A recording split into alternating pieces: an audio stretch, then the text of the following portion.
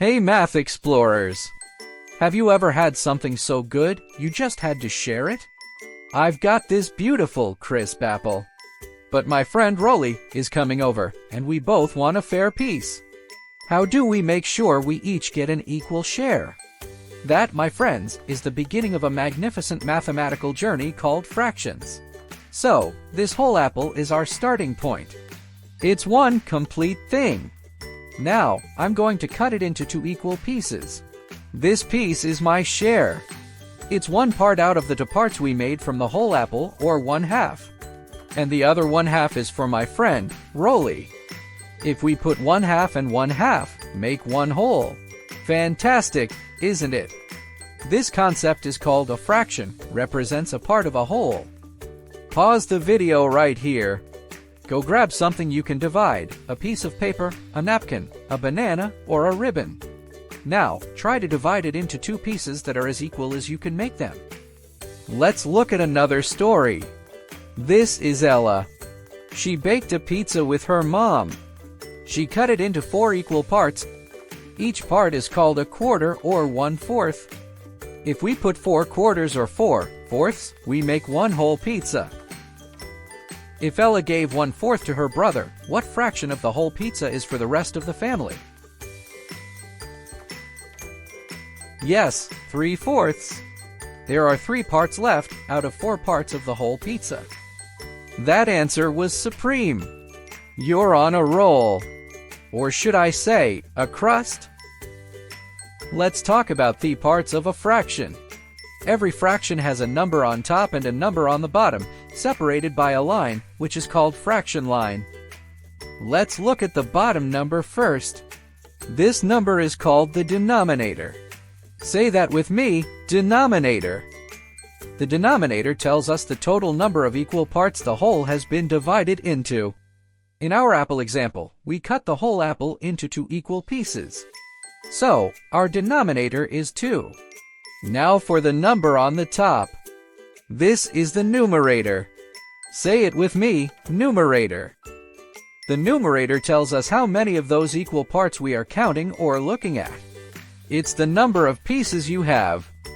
If I pick up one piece of the apple, my numerator is 1. We put it all together, one part we have, out of 2 total parts. That's the fraction 1/2, written as 1/2. Here we have a group of 5 donuts. 3 are strawberry-flavored donuts and 2 are chocolate. Let's figure out what fraction of the donuts are chocolate-flavored. Again, how many donuts are there? Yes, 5. That's the denominator. Remember, we are looking for the fraction of donuts that are chocolate-flavored, so how many chocolate-flavored donuts are there? That's right, 2. And 2 is the numerator. So, 2/5 of the donuts are chocolate-flavored. Sweet! Let's practice more. I have a square of paper folded into 4 equal squares. How many total equal parts did I make? 4. That's our denominator. How many parts did I colored in? 3. That's our numerator. Our fraction is 3/4. This chocolate bar cut into 6, if I eat one piece, what fraction did I eat? Yes, 1/6. This is a flower with 5 petals. If I cover 2 petals, what fraction of flower petals are left? That's right, 3/5.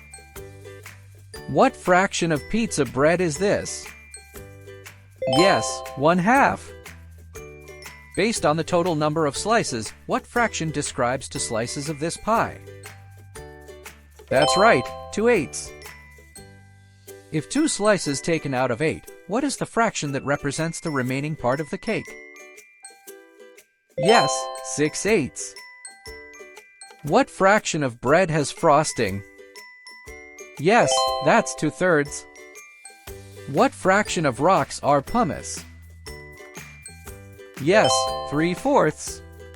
You crushed it like a rock star. Fantastic work, math explorers. You've just cracked the code of fractions. Remember, a fraction is a part of a whole. You see, It helps us share fairly between you and me. The denominator tells how many parts a whole divided into. The numerator shows the parts we use or view. Keep practicing with things you can see and touch. That's the best way to learn.